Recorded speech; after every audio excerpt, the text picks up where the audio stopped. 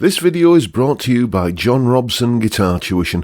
If you enjoy the content, please consider supporting the channel by enrolling on a course, purchasing some guitar lessons or a t-shirt, or you can join my Patreon. Now, on with the show. Hello chaps, welcome once again to John Robson Guitar Tuition. As always, I do hope you're well. Now, if you're watching this video on the day it comes out, well, I think that'll be April the 17th.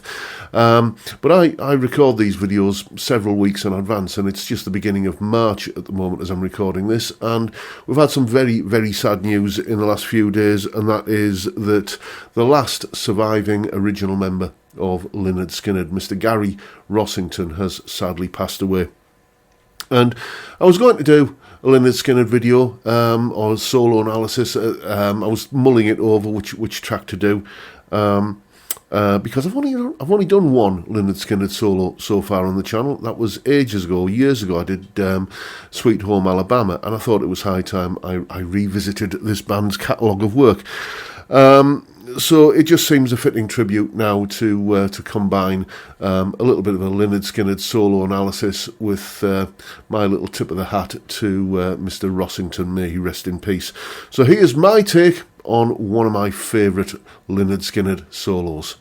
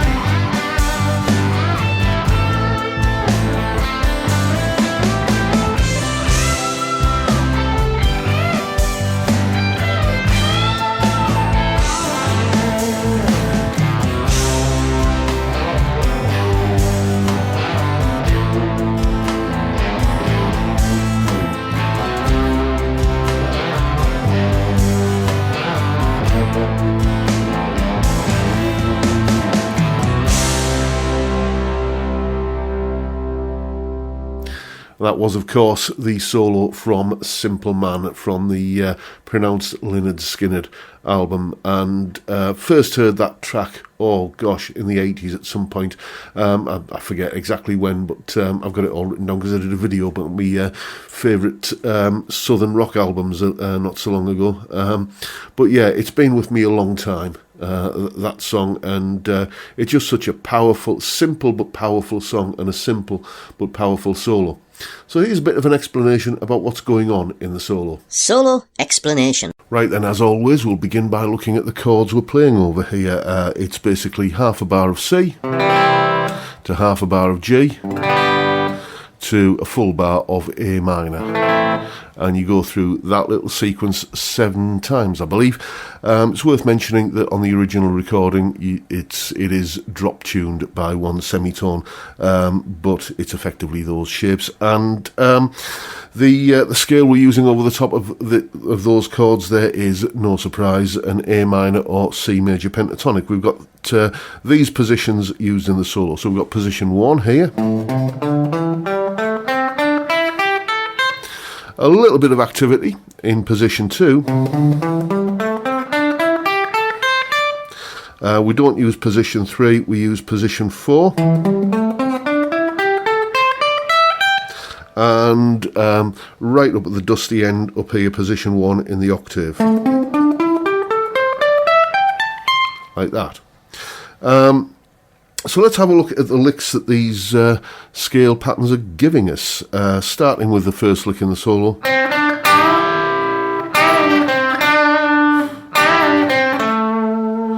Like that. Straight ahead, position 1, pentatonic stuff. Nothing at all tricky about that for most people, I would imagine. It's worth mentioning here that although this solo is just essentially a pentatonic guitar solo, he is thinking or conscious of, I would say, the chord tones or the chords that he's playing over, because we've got this double stop bend here where you're bending the 7th fret on the 3rd string and whilst holding the 8th fret on the 2nd string. that gives us an E and a G note, which are two of the notes in the underlying C chord. Then he settles on the D note there, which is the fifth of the G chord that's arrived by then, and then settling on the A note there, which is the root of the A minor chord that's happened. Okay, so you get...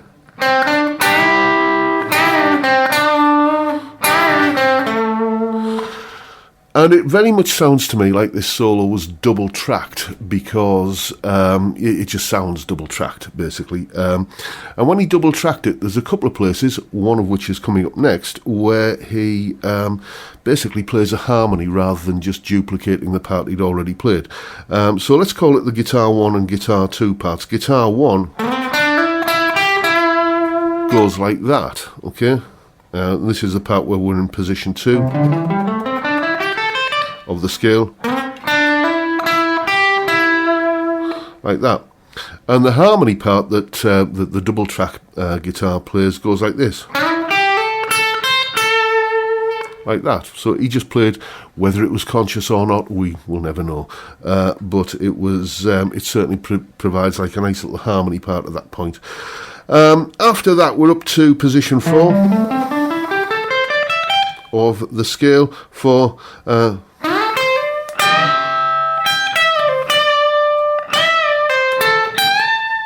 that little lick there. Again, same chord tone kind of consciousness here, because he's bending the E, bending up to an E with a G on top there, bending the 15th fret on the B string whilst holding the 15th fret on the first string.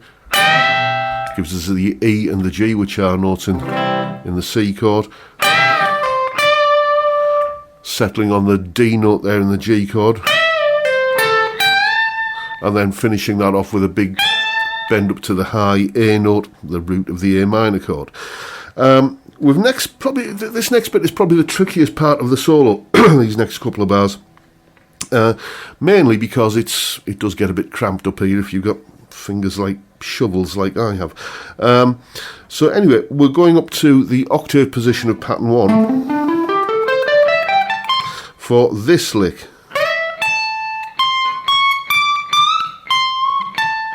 A little chromatic walk up there from the C note at the 20th fret to the D note at the 22nd.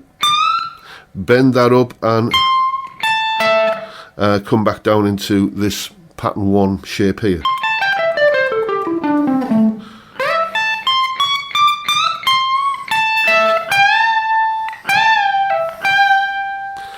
And this is probably the most frantic part of the solo, this next bit, where we're playing this repetitive lick that just seems to build a nice head of steam, as it were.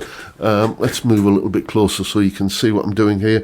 We're going to be sliding up to we slide up to the 19th fret on the 3rd string, followed by the 17th on the 1st and 2nd string. So you get... And then finish that with a bend at the 20th fret, bending up to the high A note. So you get... Then we play a fragment of that repeatedly after that, and it's that getting that slide up to it each time that I think really makes it sound powerful, where we're going... bending up to the... sliding up to the D note at the 19th fret on the G string, and then... the A note there, 17th on the high E, and then bending up to the A note again there. So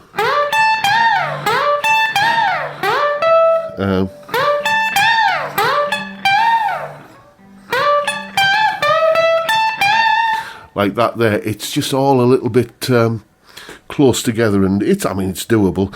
It just took me a little while to get that one into muscle memory. Hopefully you'll be a little bit more successful. Anyway, after that we do a really nice little trick where sort of going back to the beginning again. He's built up a kind of nice kind of head of steam and built the tension with that kind of dusty end bit up there.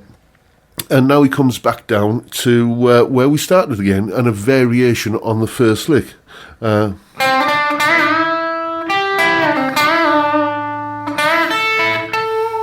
You can hear how that's a very close relation to where we began.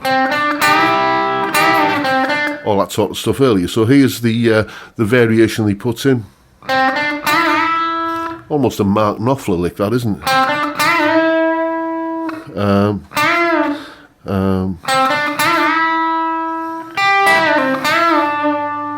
And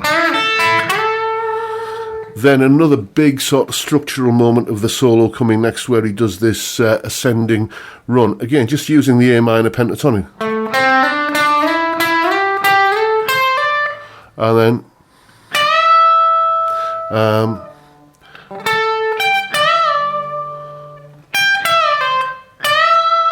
and that's another point where one of these harmonies comes in again there. So when we're hitting that bend up the top end of pattern 4,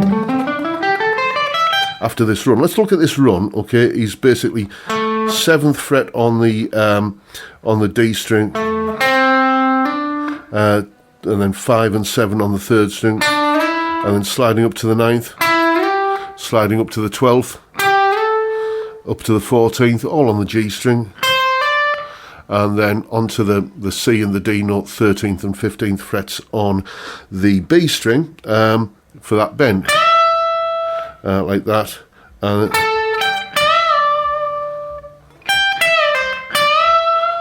that bend that kind of finishes that sort of section of the solo off, or that section of the lick off, that's another point where we've got a harmony going on, where instead of playing that note, double tracking that note, he basically bends, rather than bending the D up to an E, he bends the G up to an A, like that. So again, that's another point where we've got the harmony.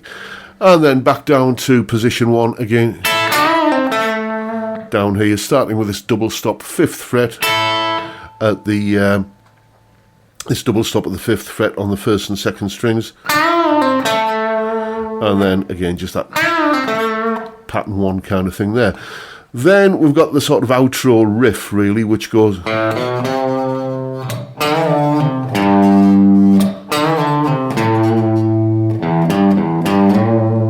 and again.